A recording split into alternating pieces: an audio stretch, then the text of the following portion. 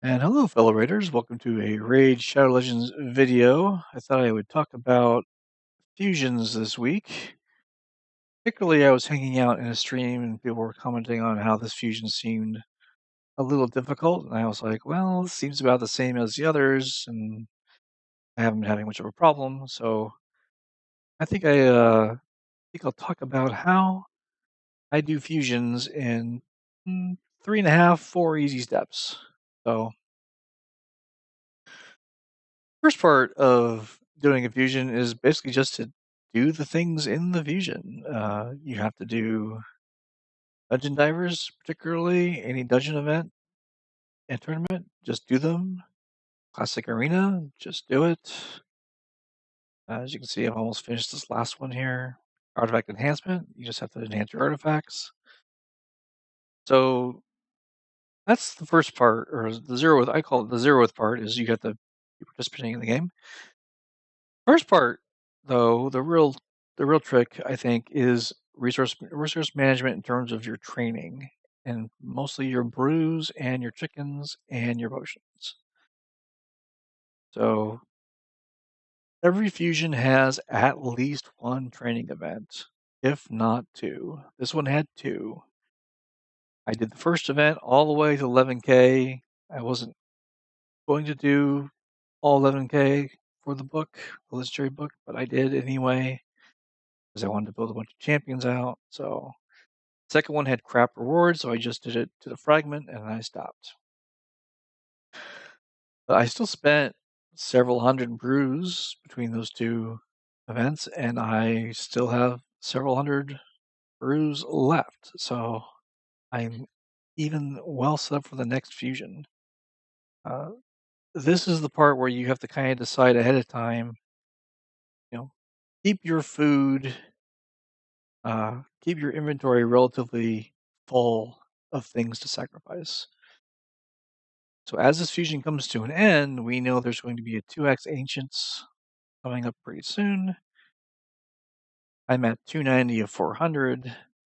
I will summon close to the 400 limit.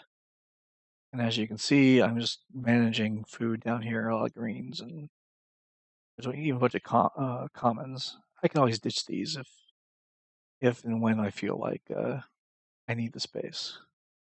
But I don't need the space right now, so I'm hanging on to it. The good places to get brews, you'll get them from your clan boss, you'll get them from Doom Tower, and you will get them from 3v3. This 300 once a day for 3, I actually do this every day. That's another 90 brews a month. So that's when I can probably stop doing at this point because I have enough, but that's how you prepare for training. As far as points during training, when I do 3-star leveling, I will do 1 brew for 3 stars for points. For 4 stars, I will put 4 brews into a 4-star before eating them for points. And for 5 stars, I will do, I don't have any 5-star food right now, but I'll do 6 brews and a common champion to get them level, I think it's 25. So that makes leveling them up very point efficient. I don't do anything with 1 or 2 stars to boost their point value. I don't bother. Any 3 stars, I give 1 brew to embrace them level 10 to do extra pointage. That makes it very efficient for the tournament or the event. It is not very efficient for overall, obviously, food progression. You're bleeding some brews just for pure points, brews and silver, because everything costs silver. The second kind of gotcha of fusions are the summoning events, and we have one right now. It is just a 10x for these champions. We just had a 2x void, so don't have any voids. Not really interested in any of these except Draco, and I thought this was kind of a terrible 10x overall. So I burned 1,400 mystery shards. to get the requisite 5 fragments needed out of the Summon Rush. So, right there. You could have also done. I could have also done 3 sacreds. So keep in mind, whenever there is a fusion, there's going to be 2 summoning events. One of them is going to be a 2x, which is usually good to pull for, and the other one is not going to be a 2x. You're either going to have to get your fragments some other way. If I had won a tournament, for example, I would have been set, but I didn't win any tournaments. I'm against some pretty difficult people in the brackets I'm in, so I don't bother most of the time trying to win a tournament. And then the third thing, the second thing was basically shard management. So basically have your mysteries or have something you can burn for that second event, just in case. The third uh, pro tip I'll give you is doing things in between fusions, right? So after a fusion ends, I would say never do a training event outside of a fusion, personally. Uh, just got tired of training all the time. You don't have enough books early on. You don't really get much out of a training event outside of a fusion. So prepare for the next training event in the next fusion. To start with, I would say make sure you have potions, because the classic fusions still require a bunch of potions. I'm sitting relatively in good shape. Arcane tends to be the one I run the lowest on because it's used everywhere. And then the other part of that is you need to pick champions you want to push up by building out their masteries.